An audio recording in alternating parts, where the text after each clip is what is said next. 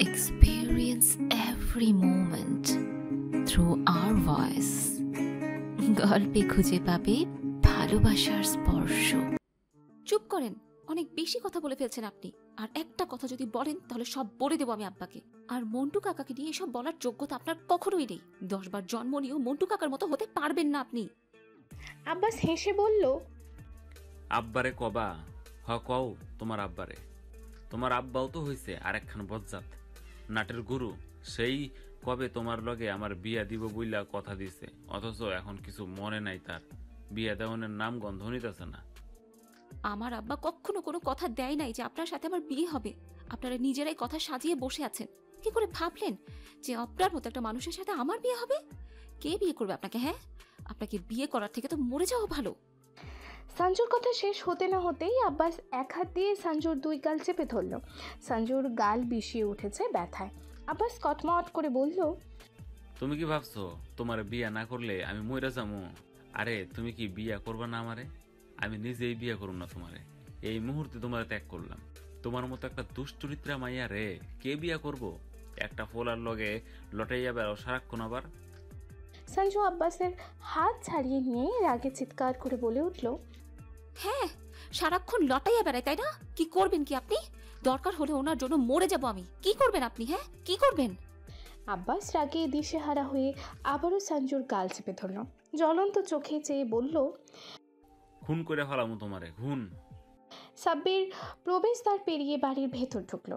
ঘরের দরজায় চোখ পড়তেই আতঙ্কিত হলো সে। এসব কি হচ্ছে? সঞ্জুকে কি মারছে? সাব্বির দৌড়ে ছুটে আসলো। এসেই আব্বাসের হাত সরিয়ে দিয়ে চেঁচিয়ে বলে উঠল, কি করছেন আব্বাস ভাই? সাঞ্জুর গাল চেপে ধরেছেন কোন সাহসে? পাগল হয়ে গেছেন? ওর তো কপাল ভালো যে ওরে ধইরা থাপ্পড় মাই নাই। লোকের সাথে পীড়িত কইরা বেড়ায় আর আমার সাথে কথা কওয়ানোর সময় পায় না। হ্যাঁ, পিরিতি করি। দরকার হলে ভবিষ্যতে ওনাকে বিয়েও করব। তাতে আপনার কি? বলে উঠল সঞ্জু। গলায় বেশ জোর দিয়ে বলল কথাগুলো। সাব্বির অবাক হয়ে সঞ্জুর উদ্দেশ্যে বলল, কি বলছিস এসব? কাকে নিয়ে কি বলছিস? আব্বাস মাথাটা একটু সঞ্জুর দিকে এগিয়ে হিসিয়ে বলল, ভুল করলা কিন্তু, চরম ভুল। তোমারে আর বিয়া করন যাইব না। দুশ্চরিত্রা মাইয়ারে কিছুতেই বিয়া করুন না আমি। আজকা সব শেষ তোমাকে লগে। 2-4 এলাকার মধ্যে সবচেয়ে সুন্দরী আর চৈত্রবান মাইয়ারে বিয়া কইরা দেখাই দিয়াম তোমাকে। খুঁজতে একটু সময় লাগবো, নয়তো আজকাই বিয়া কইরা দেখাই দিতাম। মনে রাখো, চরম ভুল করলা তোমরা। আব্বাস রাগে ফুসতে ফুসতে দ্রুত পায়ে জায়গা ত্যাগ করলো। সঞ্জু কাঁপছে, দিশেহারা লাগছে তার। কিছুক্ষণ আব্বাসের চলে যাওয়ার দিকে তাকিয়ে থেকে 2 হাত মুখে ঢেকে চোখ মুখ খিচিয়ে কেঁদে উঠল সে। সাব্বির পড়ল মহাবিপাকে। ভীষণ অপরাধ বোধ হচ্ছে তার। মনে হচ্ছে সে বাড়ি থেকে চলে গিয়েছিল বলেই আজ এত কিছু হলো। সঞ্জুকে শান্ত করার জন্য বলল, চিন্তা করিস না, এর একটা বিহিত করেই ছাড়বো আব্বাকে বলে। আমার বোনের গায়ে হাত তুলে পার পেয়ে যাবে ভেবেছে? ওর হাত ভেঙে দেব। সঞ্জু কান্না থামিয়ে চোখ তুলে তাকালো সাব্বিরের দিকে। সাব্বির দেখলো সঞ্জুর 2 গাল লাল হয়ে গেছে। সাব্বিরের ইচ্ছে হলো এখনই গিয়ে আব্বাসের গালে 2টা 10 মণ ওজনের চড় মেরে আসে। সে অপরাধী কণ্ঠে বলল, সরি, আমার উচিত হয়নি তোকে একা রেখে বাইরে যাওয়া। আমি সত্যি ভাবতে পারিনি এসব। সাব্বির কথা শেষ করার আগে সঞ্জু বলল, ভাইয়া, আমার ভালো লাগছে না, আমি রুমে যাই। চল আমি নিয়ে যাই। সাব্বির সঞ্জুকে রুমে নিয়ে এলো। সঞ্জুর বিছানায় হেলান দিয়ে চোখ বুঝলো। সাব্বির জিজ্ঞেস করবে না করবে না করেও জিজ্ঞেস করলো, আচ্ছা, কি বিষয়ে ঝগড়া হয়েছিল তোদের? বিয়ে, পীড়িত, সেসব কি ছিল? কাকে নিয়ে কথা বলছিলি তোরা? সঞ্জু কিচ্ছু বলল না। কিভাবে বলবে শৌখিনের কথা? শৌখিনকে নিয়ে এমন কথা হচ্ছিল শুনলে কি মনে করবে সাব্বির? রাগের মাথায় আব্বাসের সাথে তাল মিলিয়ে কী সব বলে ফেলেছে। লজ্জায় মরে যেতে ইচ্ছে করছে এখন। সাব্বির বুঝতে পারলো সঞ্জু উত্তর দেবে না, তাই বলল, ঠিক আছে, রেস্ট নে তুই। আমি যাই, আব্বা আর মন্টু কাকা আজকে বাড়িতে আসুক, তারপর দেখিস ওই শালা আব্বাসের নেতামি কিভাবে ছুটিয়ে দেই। সাব্বির রুম থেকে বেরিয়ে যাওয়ার সময় সঞ্জু বলল, ভাইয়া থাক, আপদ তো নিজ থেকেই বিদায় হয়েছে। এখনই আব্বার কাছে এসব বলার দরকার নেই। তারা শুনলে তোকে খুবই বকাবকি করবে। কেন বাইরে গিয়েছিলি সেটাই তাদের বুঝিয়ে বলতে পারবি না তখন। ওই খবিশটা পরে আবার কিছু করলে অবশ্যই ব্যবস্থা নেওয়া যাবে। খবিশটা তো বিয়ের কথা বলে গেল, এখন আগে দেখি কি করে সে। মন্টু সবার দিকে একবার চোখ পিটপিট করে তাকিয়ে বলল, তোমরা আমার আগে পাত্রী দেখতে গিয়েছিলে? আম্মা, ভাইজান যা বলছে তা কি সত্যি? তোমরা সত্যি পাত্রী দেখতে গিয়েছিলে আমায় না জানিয়ে? পারভিনু বিবি মাথা নাড়িয়ে বলল। মন্টু বসা থেকে দাঁড়িয়ে গেল। আমায় না জানিয়ে এত বড় একটা কাজ কিভাবে করলো তোমরা? হ্যাঁ, ঝন্টুকে একা একা নিয়ে চলে গেলে কি করে? আমাকে এবারে মানুষ ভাবো না? আমার কি কোনো মতামত নেই, কোনো মূল্য নেই? আমি কি ভেসে এসেছি? না না, আর থাকবো না, আর থাকবো না এই বাড়িতে। এই আমি গেলাম, থাকো তোমরা ইচ্ছে খুশি মতো, যা মনে ধরে তাই করে বেড়াও। আমি কে, কোত্থেকে এসেছি, কি হই তোমাদের? কিচ্ছু হয় না তোমাদের। জীবনে কেউ একটু পরোয়া করলো না কোনো দিন। না, আর কিছুতে থাকবো না এই বাড়িতে। যেখানে আমার কোনো মূল্য নেই সেখানে কি করে থাকবো? গেলাম গেলাম আমি। মন্টু কাউকে কিছু বলার সুযোগ না দিয়ে গটগট করে নিজের ঘরে চলে এলো। এসেই নিজের সব জামা কাপড় ব্যাগের ভিতর ভরতে শুরু করলো। সত্যি আজ চলে যাবে সে। এতদিন বাড়ি ছেড়ে গেলেও আবার ফিরে এসেছে, কিন্তু আজ গেলে জীবনেও আর ফিরে আসবে না। আর ফিরে আসবে না বলেই নিজের জামা কাপড় নিয়ে যাবে। মন্টু জামা কাপড় দিয়ে ব্যাগ ভরে ফেলেছে। একটা ব্যাগ হবে না, আরও লাগবে। সে খাটের নিচ থেকে আরও একটা ব্যাগ বের করলো। সেটা একটা টি শার্ট রাখতেই আগমন ঘটল চাঁদনির। চাঁদনির সাথে করে দুই পাত্রীর দুটো ফটোও নিয়ে এসেছে। চাঁদনিকে দেখেই মন্টু বলল, কি এখানে কি তোর? তোরা সবাই হলে বেইমান। খুব তো নাচতে নাচতে তুই পাত্র দেখতে গিয়েছিলি, কই যাওয়ার আগে এই মন্টু কাকাকে কি মনে পড়েছিল একটু? হ্যাঁ, আসলে আমি সবাইকে আপন ভাবি, তোরা কেউ আমায় আপন ভাবিস না। যদি আপনই ভাবতি তাহলে যাওয়ার আগে তুই অন্তত একবার আমায় জানাতে পারতি, কিন্তু তুইও সবার সাথে তাল মিলিয়ে কিছু জানালি না আমায়। তোদের সবাইকে আর চেনা হয়ে গেল আমার। থাক থাক তোরা তোদের মতো। মন্টু নামে তোদের একটা কাকা ছিল, সেটা আর মনে রাখার দরকার নেই। মন্টু দ্রুত নিজের হাত চালাচ্ছে। যত দ্রুত সম্ভব জিনিসপত্র গুছিয়ে চলে যাবে সে। এই বেঈমানদের সাথে আর এক মুহূর্ত থাকার ইচ্ছে নেই তার। চাঁদনি বলল,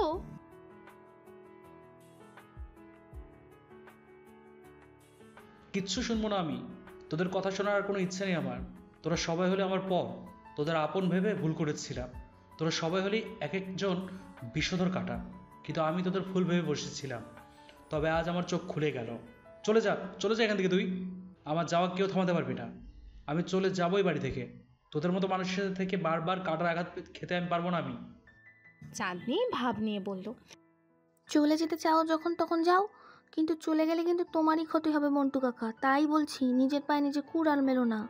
চলে যখন যাবেই তার আগে পাত্রীর ছবি দুটো দেখে যাও। মন্টু চাঁদনির দিকে গরম চোখে তাকিয়ে বলল, চাঁদনি, তুই কি আমার কাটা গায়ে নুনের ছিটে দিতে এসছিস? না গো, নুনের ছিটা দিতে আসেনি, মরিচের গুঁড়া মাখিয়ে দিতে এসেছি তোমার গায়ে। মন্টু হাঁক ছেড়ে বলল, বেরিয়ে যায় এখান থেকে। পর সারা জীবন পরই থাকে, কোনো দিনও আপন হয় না। হ্যাঁ হ্যাঁ, আমরা তো পর হয়েও তো তোমার কথা ভাবি। আর ভাবি বলেই তো ঝন্টু কাকার একার বিয়ে ঠিক করতে পারলাম না, তোমারটাও ঠিক করে এলাম। চাঁদনির ধারণা ছিল মন্টু কথা শুনে খুশি হবে, কিন্তু না।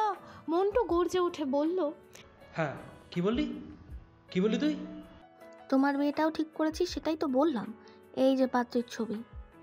চাঁদনি হাতের ফটো দুটো এগিয়ে দিল মন্টুর দিকে, কিন্তু মন্টু সেদিকে তাকিয়ে দেখলো না। না দেখেই কিছুটা টেনে বলল, ওহো, ভালোই প্ল্যান করেছিস তোরা। হ্যাঁ, আমায় মাঝ নদীতে ডুবিয়ে মারার প্ল্যান সব তৈরি করে ফেলেছিস নাকি? একটা পাগল ল্যাংড়া লুলা মেয়েকে আমার ঘাড়ে ঝুলিয়ে দিতে চাইলে কি আর মেনে নেব?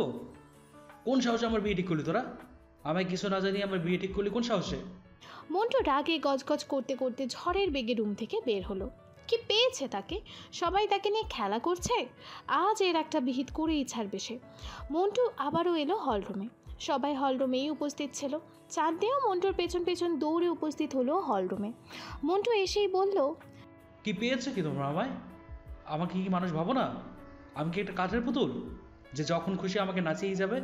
কোন সাহস আমায় না জানিয়ে বিয়ে ঠিক করলে তোমরা? পাগল ল্যাংড়া লুলা একটা মেয়ে এনে গলায় ঝুলিয়ে দেবে আর সেটা ধরে আমি বসে থাকবো ভেবেছো? কে বলল তোকে যে আমার একটা পাগল ল্যাংলা লোলা মেয়ে ঝুলিয়ে দেবো তোর গলায়? শান্ত কণ্ঠে বললেন সাবের সাহেব। বলতে হবে কেন? আমি কি কিছু বুঝি না? ইচ্ছে করে এই প্ল্যান করেছো তাই না? আমার পছন্দ অপছন্দের মূল্য নেই। মন্টু কাকা, ঘোড়ার ডিম বোঝো তুমি? পেছন থেকে বলে উঠল চাঁদনি। মন্টু চকিতে ঘুরে তাকালো চাঁদনির দিকে। চাঁদনি বলল, আমরা কোনো পাগল ল্যাংড়া মেয়ে দেখিনি তোমার জন্য, সুস্থ স্বাভাবিক মেয়েই দেখেছি। তাও আবার রূপসী। তোমার পছন্দ অপছন্দের অবশ্যই মূল্য পাবে তুমি। এই দেখো। চাঁদনি হাতের ফটো দুটো মন্টুর সামনে ধরল। মন্টু ছোঁ মেরে ফটো দুটো নিয়ে এলো চাঁদনির হাত থেকে। অস্ফুট স্বরে বলে উঠল, মাশাআল্লাহ। মন্টুর এমন কথায় সবাই হাসলো। মন্টু কয়েক মিনিট পর অবাক কণ্ঠে বলল, কিন্তু দুইটা মেয়ের ছবি কেন? তোমরা কি দুইটা মেয়ের বিয়ে দিতে চাও আমার সাথে? আরে দুইটা মাইয়ার বিয়া দিমু কেন তোর লগে? তোর যে মায়াডারে পছন্দ হইব হের লগেই তোর বিয়া দিমু, আর মায়াডার লগে ঝন্টুর বিয়া হইব। পারভেনু বিবি বললেন। মন্টু ফটো দুইটা দুই হাতে নিয়ে খুঁটিয়ে নাটিয়ে দেখতে লাগলো। কিছুক্ষণ আগেও যে সে এত এত কথা শোনালো সবাইকে, তা বেমালুম ভুলে গেছে সে। মন্টু খানিক পর্যবেক্ষণ করে বাম হাতে থাকা ফটোখানার দিকে তাকিয়ে বলল, এই মেয়েটা বেশি সুন্দর। পারভেনু বিবি বললেন। কই দেহি। মন্টু ফটোটা এগিয়ে দিল। পারভেনু বিবি একটু হাসলেন। এই মেয়েকেই মন্টুর সাথে ঠিক করে রেখেছে সবাই। মন্টুর গোলগাল ফর্সা চেহারার সাথে এই মেয়ে একদম পারফেক্ট। সবাই আগেই বুঝেছিল মন্টুর এই মেয়েকেই বেশি পছন্দ হবে। মন্টু দ্বিধাগ্রস্ত কণ্ঠে বলল, মেয়ে দুটোকে বাচ্চা বাচ্চা লাগে কেন? বয়স কত এদের? বাল্য বিয়ে দিয়ে দেওয়ার চিন্তা ভাবনা করো না তো আবার? শুনে রাখো, আমি কোনো বাল্য বিয়ের মধ্যে নেই। সাবের সাহেব বললেন, আরে না, 22 বছরের মেয়ে। কিন্তু দেখলে তো মনে হয় সাঞ্জু চাঁদনির বয়সী। ছবিতে অমন দেখাচ্ছে, সামনাসামনি দেখলে বড় লাগবে। মন্টু মনে এখনও সংশয় রয়ে গেল। আকাশে মেঘ জমেছে, বৃষ্টি নামবো নামবো করছে। এখন সকাল 10টা বাজে। চাঁদনি স্কুলে গেছে। সঞ্জুর পায়ে ব্যথা, তাই যায়নি। না, এটা বোধহয় ভুল কথা। সঞ্জু ইচ্ছা করেই যায়নি। পায়ে ব্যথা অনেকটা ভালো হয়ে গেছে। একটু খুঁড়িয়ে খুঁড়িয়ে হেঁটেও স্কুলে যাওয়া যেত, কিন্তু বিশেষ একটা কারণে এত রিস্ক না নিয়ে বাড়িতে থেকে গেছে। সাব্বির কলেজে। মন্টু ঝন্টু ঘরে মাছ ধরছে। শৌখিন যেতে চেয়েছিল তাদের সাথে, কিন্তু হেলেনা যেতে দিলেন না।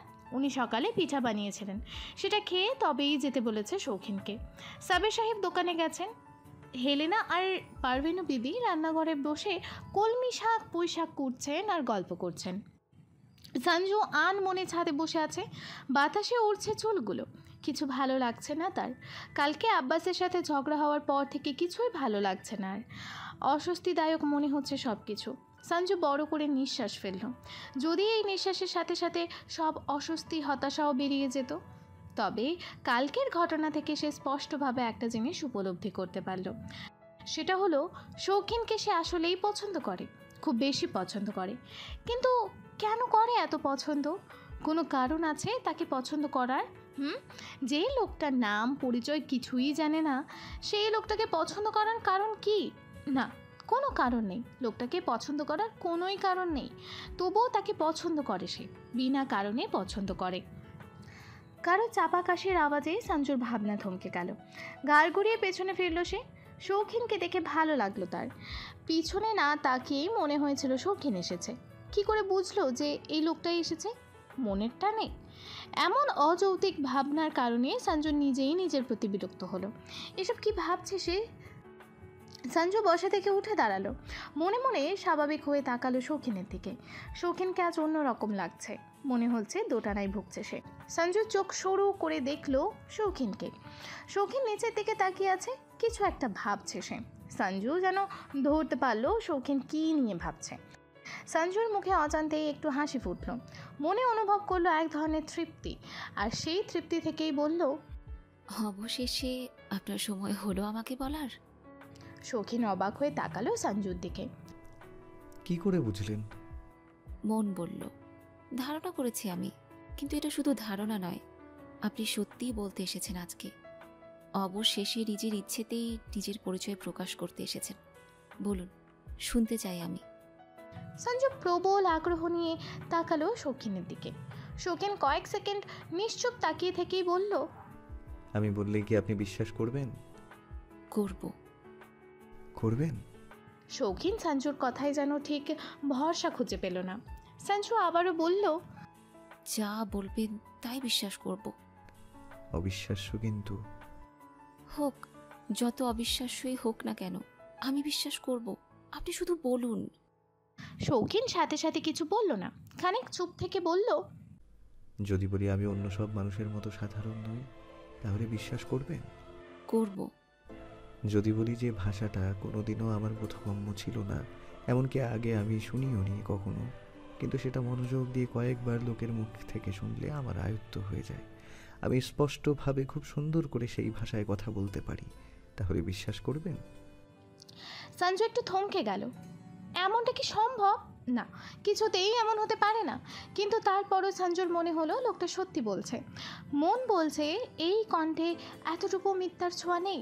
কথাটা অবিশ্বাস্য হলেও সঞ্জু বলল, বিশ্বাস করব। শৌখিন আবারও বলল, যদি বলি আমি এক একটা বছর এক একটা ভিন্ন ভিন্ন দেশে যাই, তাও আবার বিনা পাসপোর্টে, ভিসা, টিকিটে, তাহলে বিশ্বাস করবেন? সঞ্জুর মন মানতে চাইছে না কথাটা, কিন্তু তার মাথাটা যেন এক যান্ত্রিক শক্তিতে হ্যাঁ সূচকভাবে নেড়ে উঠল। যদি বলি আমি এক এক বছর এক এক দেশের মানুষের সাথে মিলিয়ে এক এক চেহারায় থাকি, যেমন কখনো আমি আমেরিকান, কখনো সাইবেরিয়ান, কখনো আফ্রিকান, কখনো অ্যারাবিয়ান, কখনো চাইনিজ, চেহারা একেবারে পুরোপুরিও পাল্টে যায় না, আবার কর্মও পরিবর্তন হয় না, চুল, চোখ, গায়ের রং এগুলো পরিবর্তন হবে, তাহলে বিশ্বাস করবেন? সঞ্জুর মন ঘোর বিরোধিতা করে বলে উঠল, অবিশ্বাস্য, এটা হতেই পারে না। কিন্তু মুখে বলল, করব বিশ্বাস। যদি বলি বৃষ্টিতেই আমার সকল অস্তিত্ব বৃষ্টির মাঝেই খুঁজে পাই, জন্ম, জীবনধারা, সব কিছু, তাহলে বিশ্বাস করবেন? সঞ্জুর অবাক হওয়ার মাত্রা বেড়েই চলেছে। শুধু বৃষ্টিতেই একটা মানুষের সব কিছু কীভাবে হতে পারে? অস্তিত্ব, জন্ম, জীবনধারা। বলল, করব বিশ্বাস। যদি বলি আমি এক একটা বছর এক একটা দেশে শুধুমাত্র 28টা দিন থাকতে পারি, তাও শুধু বৃষ্টির প্রথম মৌসুমে, তারপর আমার অস্তিত্ব বিলীন হয়ে যায়, তারপর আর কিছুই মনে থাকে না আমার, আবার পরের বছর একটা দেশে বৃষ্টির মাঝে আমার অস্তিত্ব খুঁজে পাই, তাহলে বিশ্বাস করবেন? সঞ্জুর হৃদয় কেঁপে উঠল। সে অবিশ্বাস্য চোখে তাকালো শৌখিনের দিকে, কিছু বলতে পারল না। শৌখিন এভাবে তাকাতে দেখে বলল, কি বিশ্বাস করতে পারছেন না? সঞ্জুর মনে হলো সে ঠিকভাবে শ্বাস নিতে পারছে না, দম বন্ধ বন্ধ লাগছে। অক্সিজেনের ব্যাপক অভাব টের পেল সেই মুহূর্তে। অবিশ্বাসের জাল জড়িয়ে কোনো রকম মাথা নাড়িয়ে বলল, করি বিশ্বাস। শৌখিন এক টুকরো কষ্ট বুকের মাঝে চেপে রেখে শান্ত কণ্ঠে বলল, যদি বলি একদিন আমায় এখান থেকে চলে যেতে হবে, আমার সময় আছে খুব অল্প, তারপরই আবার আমার অস্তিত্ব বিলীন হয়ে যাবে, বিশ্বাস করবেন এসব? সঞ্জু অনুভব করলো সত্যি সত্যি তার দম বন্ধ হয়ে গেছে। সে শ্বাস নিতে পারছে না, কষ্ট হচ্ছে হৃদয়ে, ভীষণ কষ্ট। কি বললো লোকটা? চলে চলে যাবে মানে? সঞ্জুর চোখে অশ্রু চিকচিক করে উঠল, কিন্তু এই অশ্রু যে কাউকে দেখানো যাবে না, এই অশ্রু যে বেমানান। তার চোখে এই অশ্রু মানায় না। সঞ্জুর চোখের অশ্রু বেরিয়ে আসতেই চাইছে বাঁধ ভেঙে, কিন্তু সঞ্জু সেটা চোখের মাঝেই বন্দি রাখার আপ্রাণ চেষ্টা করে কাপা স্বরে বলল, করি বিশ্বাস। শৌখিন সঞ্জুর অশ্রুসিক্ত ঘোলাটে চোখের দিকে পলকহীন তাকিয়ে থেকে বলল, যদি করেনি তাহলে এটাও মানুন যে আমার বলা যদি বলি কথাগুলোই আমার জীবনের চিরন্তন সত্য ধারা, এতক্ষণ যা বলেছি সব সত্য, এগুলোই আমার নিয়তি। সঞ্জুর পা জোড়া নিজেদের শক্তি হারিয়ে ফেলছে, মনে হচ্ছে এখনই বসে পড়বে ধপাস করে, কিন্তু সে নিজেকে কোনো রকমভাবে সামলে নড়ে বড়ে দাঁড়িয়ে রইল। শৌখিনকে কিছু বলতে চাইল, কিন্তু বলতে পারল না, কোনো কথা বের হলো না মুখ থেকে। শৌখিন বলতে শুরু করলো, আমি যখন যেই দেশে থাকি সেখানেই আমি মানিয়ে নিতে পারি অনায়াসে, আমার চেহারা, ভাষা সব ওই দেশের মানুষদের মতোই থাকে, এমনকি আমি প্রত্যেকবার এক এক দেশে একটা ঘরে গিয়েই থাকি, মানে প্রথম যেই ঘরে উঠি সেই ঘরের লোকজনই আমায় আপন করে নেয়, দিনগুলো সেই পরিবারের লোকজনের সাথেই কাটে। বিধাতাই আশ্চর্যজনক ক্ষমতা দিয়ে খুব ভালো রেখেছেন আমায়, নয়তো নতুন নতুন অপরিচিত দেশে গিয়ে আমি কিভাবে চলতাম। আমি যেদিন থেকে আমার এই আশ্চর্যজনক বিষয়ে উপলব্ধি করতে পারলাম, সেদিন থেকে এই বিষয়টা খুব উপভোগ্য হিসেবে ধরে নিয়েছিলাম।